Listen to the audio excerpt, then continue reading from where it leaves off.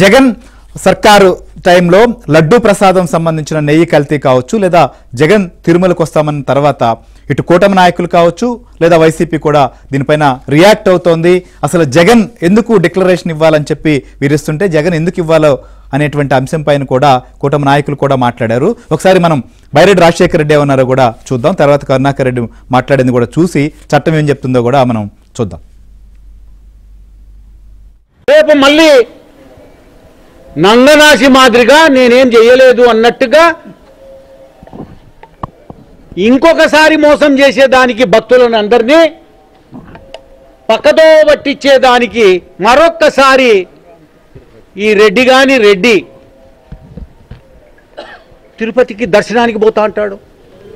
నీకు ఏ అర్హత ఉంది దర్శనానికి పోవడానికి? పాడు చేసి పవిత్రతను నాశనం చేసి మా సాంప్రదాయాలను అన్నిటినీ కూడా నాశనం చేసి ఒకేసారి పవిత్రమైన కడప జిల్లాకు పేరు మార్చి వైఎస్ఆర్ జిల్లాని పెట్టుకొని నాస్తికులను అక్కడ చైర్మన్లుగా నియామకం చేసి అన్య మతస్థులను అక్కడ పెట్టి వెంకటేశ్వర స్వామి ప్రతిష్టనే దెబ్బతీసిన మీరు మళ్ళీ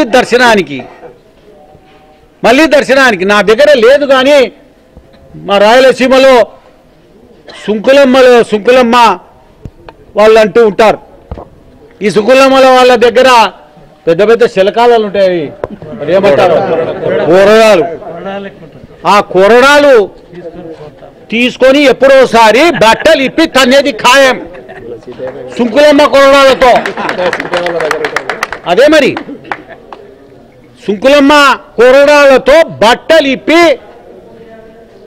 ఆన్నే తిరుమల తిరుపతికి దొంగ దర్శనం. అది దర్శనం కాదు, దొంగ దర్శనం. అది పబ్లిక్ను మోసం చేసే దర్శనం. అది వెంకటేశ్వర స్వామిని మామూలుగా మేము పోతే ఏదైనా మొక్కుబళ్ళు ఉంటే నిలువు దోపిడి ఇచ్చేస్తాం, ఏముంటే అవి ఇచ్చేస్తాం.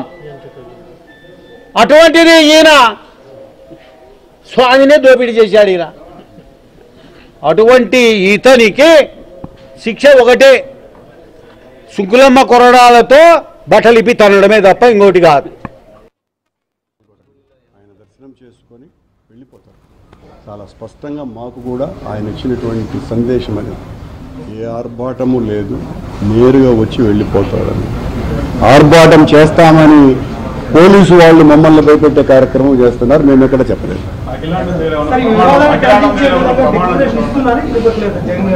ఏమండి ఎందుకు ఇవ్వాలి? ఎందుకు ఇవ్వాలి చెప్పండి. ఎందుకు ఇవ్వాలి అని అంటే మీరు అడిగితే మేము ఇవ్వాలా? ఆయన ఏమన్నా కొత్తగా కొండకు వస్తున్నాడా? కొత్తగా వచ్చాడా? లేదు కదా. కొన్ని 10 సార్లు వచ్చారు. మీరంటే వాళ్ళే.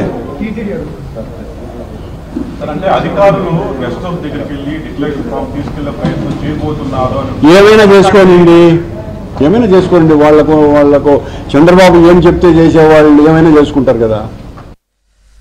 రైట్, చూసాం. టీటీడీకి 2 సార్లు చైర్మన్ గా చేసినటువంటి కరుణాకర్ రెడ్డి కూడా మీరు అడిగితే డిక్లరేషన్ ఇవ్వాలా, సో అధికారులకు చంద్రబాబు నాయుడు ఏం చెప్తే అది చేస్తారు అనేటువంటి కామెంట్ కూడా చేశారు. కానీ డిక్లరేషన్ అనేటువంటి అంశం, లేకపోతే అక్కడ ఏదైతే భక్తి విశ్వాసాలను ప్రదర్శించాలి, ఖచ్చితంగా దానికి అనుగుణంగా సంతకం చేయాలి అనేటువంటి అంశం చంద్రబాబు నాయుడు తెచ్చారా, లేకపోతే అంతకు ముందు నుంచి ఉందా?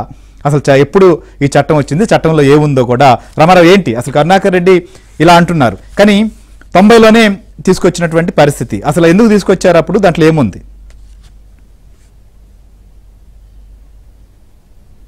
శ్రీహరి, తిరుమలకి ఎవరైతే అన్యమతస్తులు వెళ్తారో ఆ అన్యమతస్తులు తప్పనిసరిగా డిక్లరేషన్ ఇచ్చి తీరాల్సిందే. ఇది 1990లో ఉమ్మడి ఆంధ్రప్రదేశ్లో అప్పటి ప్రభుత్వం తీసుకొచ్చిన చట్టం. ఈ చట్టానికి అనుగుణంగానే రాష్ట్ర ప్రభుత్వం అప్పట్లో జీవో నెంబర్ 311ను విడుదల చేసింది.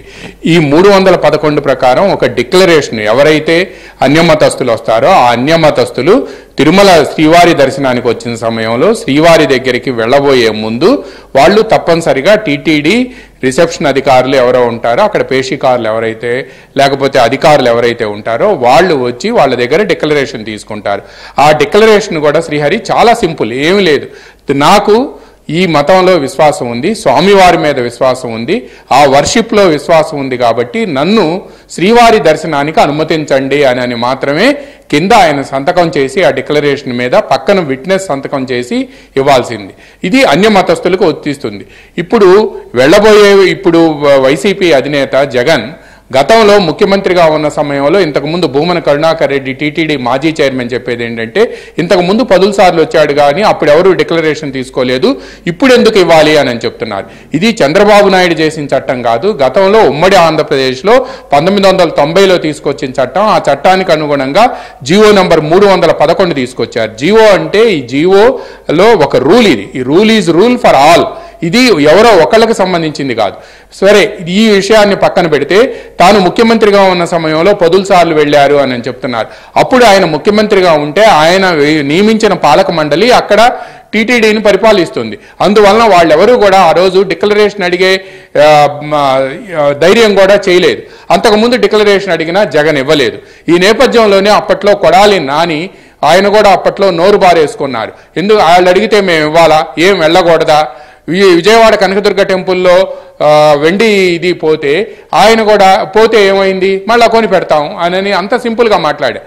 ఈ నేపథ్యంలోనే తిరుమలకు సంబంధించి జగన్ పర్యటన ఏదైతే ఈరోజు మధ్యాహ్నం 2 గంటలకు విజయవాడకి వెళ్ళి గన్నవరం ఎయిర్పోర్ట్ నుంచి 3 గంటలకు బయలుదేరి ఆయన 4 గంటలకు అక్కడికి చేరుకొని తిరుమల వెళ్తారో ఆ తిరుమలకు వెళ్లే క్రమంలో ఎక్కడా కూడా జగన్ని ఎవరు కూడా అడ్డుకోవద్దు అని చెప్పి రాష్ట్ర ప్రభుత్వం నుంచి ఆదేశాలు వెళ్ళాయి.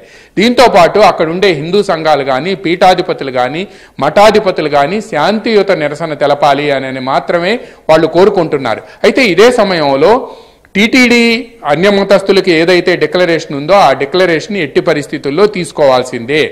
దీనికి సంబంధించి జీవో నంబర్ 311తో పాటు 1990లో తీసుకొచ్చిన ఉమ్మడి ఆంధ్రప్రదేశ్ సమయంలో తీసుకొచ్చిన చట్ట సవరణ ఈ రోజుకి అమల్లో ఉంది కాబట్టి వీటి పేపర్లను జగన్కి ఇచ్చి డిక్లరేషన్పై సంతకం చేయాలని ఆయన దిగబోయే అతిథి గృహంతో పాటు ఆయన ఇంతకుముందు మన కొలీగ్ జితేందర్ చెప్పినట్టు వైకుంఠ క్యూ కాంప్లెక్స్ 1కి ఆయన వెళ్ళిన సమయంలో కూడా తప్పనిసరిగా ఆయనకి అక్కడ ఇచ్చి డిక్లరేషన్ తీసుకోవాలి అని చెప్పి మాత్రం టీటీడీ అధికారులు నిర్ణయించారు.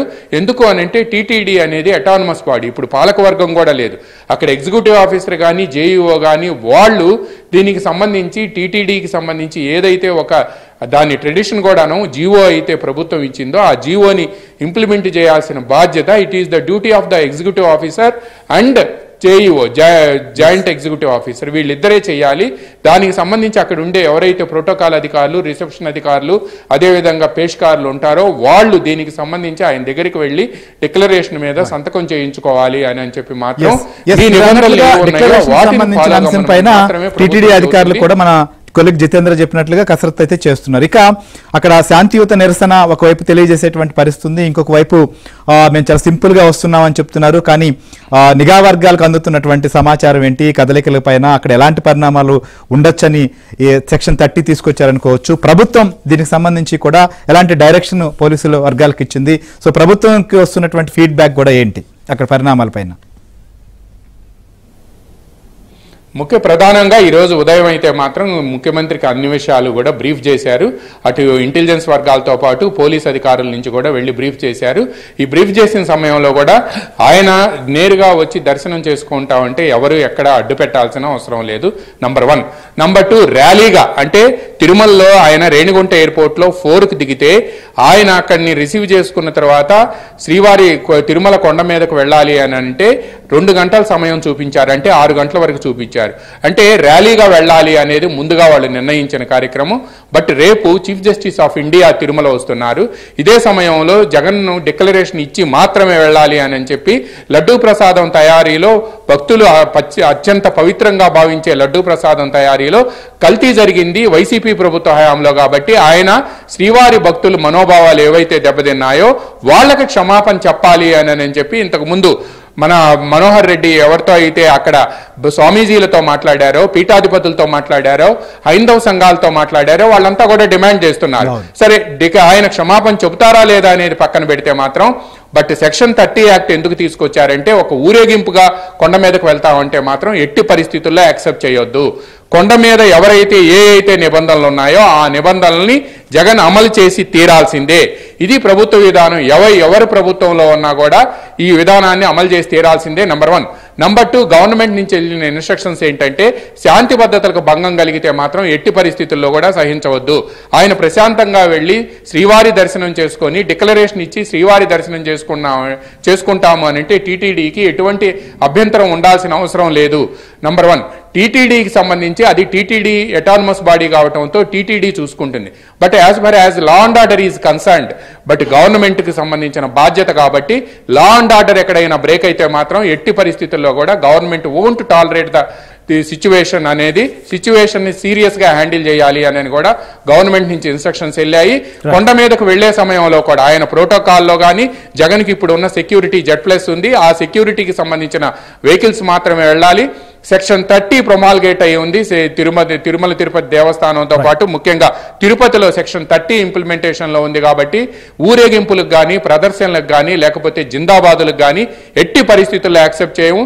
తిరుమలలో శ్రీవారిని స్తుతిస్తూ శ్రీవారిని కీర్తిస్తూ ఏడుకొండలవాడ వెంకటరమణ గోవింద అనే మాత్రమే నామం వినిపించాలి కానీ ఎట్టి పరిస్థితుల్లో వేరే నినాదం కూడా వినిపించడానికి వీల్లేదు.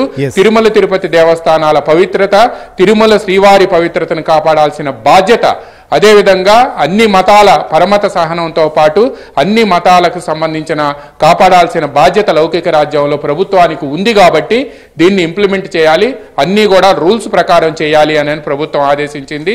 అందువల్లనే శ్రీహరి ఈ రోజు ఆయన రేణిగుంట ఎయిర్పోర్ట్ లో దిగిన దగ్గర నుంచి తిరుమల శ్రీవారికి తిరుమల కొండల మీదకు వెళ్లే వరకు కూడా పోలీసులు అణువునా కూడా, ఎందుకంటే ఇప్పటికే తిరుపతికి చాలా మంది హైందవ సంఘాలు కానీ పీఠాధిపతులు కానీ మఠాధిపతులు కానీ చేరుకున్నారు. అందువలన శాంతి భద్రతలకు ఎటువంటి భంగం కలగకుండా శాంతియుత నిరసన తెలిపే హక్కు ప్రభుత్వానికి ప్రతి వాళ్ళకి ఉంటుంది కాబట్టి ఆ మేరకు మాత్రమే వ్యవహరించాలి కానీ దాన్ని దాటి ఒకవేళ జగన్ని అడ్డుకుందామన్నా కూడా ఎవరిని యాక్సెప్ట్ చేయొద్దు అని కూడా ప్రభుత్వం చెబుతుంది. ఒకవేళ ఆయన అడ్డుకుని హీరో చేయాల్సిన అవసరం ప్రభుత్వానికి లేదు అని కూడా కొద్దిసేపటి క్రితం ఒక ఉన్నతాధికారి ఏబిఎన్తో ఆఫ్ ది రికార్డ్తో మాట్లాడుతూ చెప్పారు. గతంలో చంద్రబాబును కూడా ఇలానే అడ్డుకొని ప్రభుత్వం చివరికి 151 స్థానాలు ఉంటే 11 స్థానాలకి ప్రతిపక్ష హోదా కూడా రాకుండా చివరికి ఆయన కూడా నాకు ప్రతిపక్ష హోదా ఇవ్వండి అడిగే స్థానానికి తెచ్చుకున్నారు. బట్ వాళ్ళు చేసిన తప్పులు కూటమి ప్రభుత్వం చేయకూడదు అనేది మాత్రం ముఖ్యమంత్రి అభిప్రాయంగా ఉంది. అందువలన ఆయన శ్రీవారిని కోట్ల మంది భక్తులు దర్శించుకుంటున్నారు. ఆయన అఖిలాండ కోటి బ్రహ్మాండ నాయకుడు. అందువలన అటువంటి శ్రీవారిని దర్శించుకునేందుకు ఎవరికి అభ్యంతరం లేదు అనేది మాత్రం ప్రభుత్వం నిర్దిష్టమైన అభిప్రాయంతో ఉంది. Right. Thank you Ramarao, thank you Manohar, thank you Jitendra. So చూస్తున్నాం శ్రీవారి మహాప్రసాదమైన లడ్డూ తయారీలో నెయ్యి కల్తీ సంబంధించినటువంటి చర్చ జరుగుతున్న సమయంలో కోట్లాది మంది భక్తుల మనోభావాలు దెబ్బతిన్నాయి. హైందవ సంఘాలు నిరసన వ్యక్తం చేస్తున్నాయి. మొత్తం కూడా దీనిపైన దోషులను కఠినంగా శిక్షించాలని చెప్పి కోరుతున్నటువంటి ఈ సమయంలోనే వైసీపీ అధ్యక్షుడు జగన్ తిరుపతికి మరి కొద్దిసేపట్లో రాబోతున్న నేపథ్యంలో అక్కడ భారీ బందోబస్తు ఏర్పాటు చేశారు. ఎలాంటి పరిణామాలు జరగకుండా కూడా అటు ప్రభుత్వం కూడా స్పష్టమైన ఆదేశం ఇచ్చింది. సో దర్శనానికి వెళ్ళడానికి మాత్రం అభ్యంతరాలు ఆంక్షలు కాదు, కానీ జరిగినటువంటి తప్పును ఒప్పుకోవాలి, లేకపోతే అక్కడున్న నిబంధనలు పాటించాలని చెప్పి మాత్రం ఖచ్చితంగా కూటమి నేతలు కూడా డిమాండ్ చేస్తున్నారు. ఇంకోవైపు హిందూ సంఘాలు కావచ్చు, పీఠాధిపతులు లాంటి వారు నిరసన తెలియచేయాలని మాత్రం భావిస్తున్న నేపథ్యంలో ఈ పర్యటన ఎలా సాగబోతోందనే దానిపైన చాలా ఉత్కంఠ అయితే మాత్రం కొనసాగుతున్నటువంటి పరిస్థితి.